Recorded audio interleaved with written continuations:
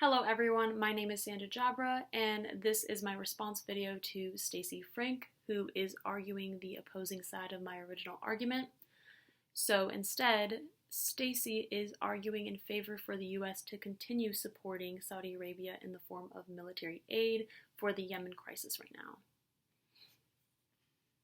Now, to start off, I do think you did a really good job in presenting your argument, Stacey. And there is no denying that Saudi Arabia is a rather large and important ally to the US. Saudi is in a position where they do have more control on kind of what goes on in the region due to the abundance of oil that's found in its country. And since oil is such a hot commodity.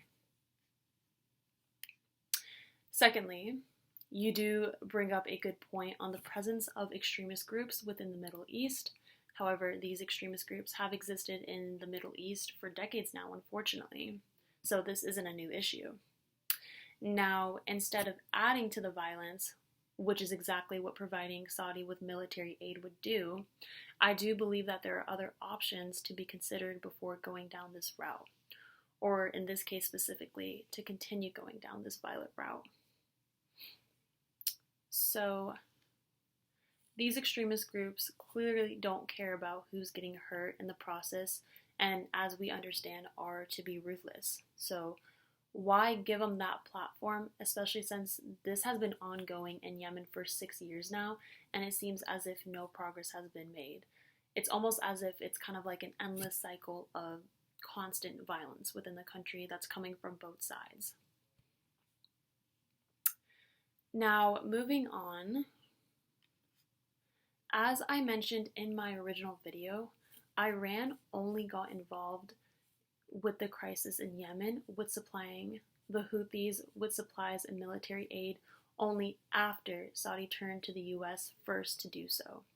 Now, who's to say that all of this could have been avoided?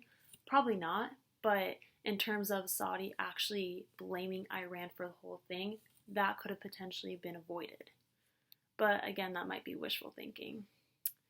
So, further evidence provided by BBC shows that those suffering from the attacks on Yemen are mostly civilians, especially when Saudi is attacking in the form of airstrikes, and that has been their main form of attacking in Yemen.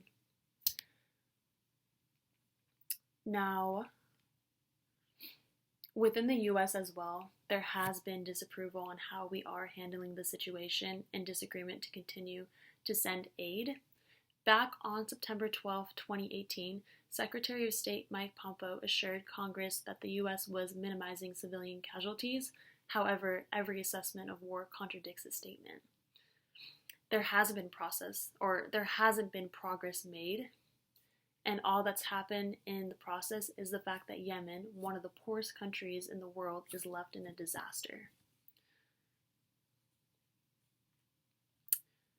Okay, so referring back to my video and supporting evidence of the Atlantic, if Saudi Arabia is to consider a peace process, which they said they would, it would only be if the US does not support an open-end war.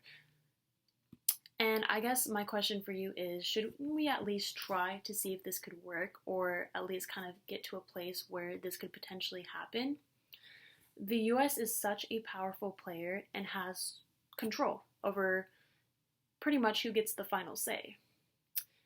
And I guess my next question is, shouldn't we at least try to stop the violence inflicted in the country, especially after so many of its citizens are already displaced and malnourished? Again, this could be wishful thinking, but all we've done in the past is greeted what's gone on in the Middle East with violence, and it seems as almost it's been, again, kind of like what I referred to back earlier, an endless cycle of violence. So wouldn't we maybe want to at least attempt to take a different approach to see if something could play out differently? And if we already have one side, Saudi Arabia, who is a powerful ally to us, considering to potentially do so, then wouldn't the US want to at least attempt it? So thank you so much. I found it very interesting to hear the debate from the other side, and that concludes my video. Thank you very much.